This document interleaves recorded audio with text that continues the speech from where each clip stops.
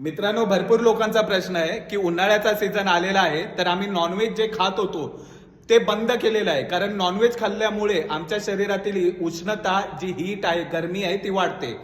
तर मित्रांनो, यावरती मला एकच सांगायचं आहे, तुम्ही नॉनव्हेज मध्ये अंडी, फिश, चिकन आत्ता सुद्धा खाऊ शकता गरमीच्या सीझन मध्ये पण ते जेव्हा खाता तर त्याच्या आधी तुम्हाला सलाड इंटेक करणं महत्वाचं आहे. सलाड मध्ये तुम्ही काकडी, गाजर, टोमॅटो, बीट ऍड करू शकता. सलाड खाल्ल्यामुळे तुमच्या बॉडीमध्ये फायबर ऍड होईल. फायबर ऍड झाल्यामुळे तुम्ही जे काही खाता तुमची गट हेल्थ सुधारेल आणि तुमचं जे जेवण असेल ते पचण्यास मदत होईल. त्याच्यानंतर तुमचं जेवण झाल्यानंतर 200 ग्रॅम दही ऍड करा. दही खा. दही खाल्ल्यामुळे त्यामध्ये प्रोबायोटिक असतात.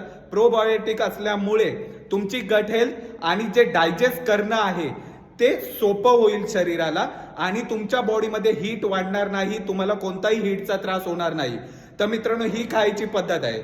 असे भरपूर टिप्ससाठी नक्कीच फॉलो करा आणि हा व्हिडिओ शेअर करा.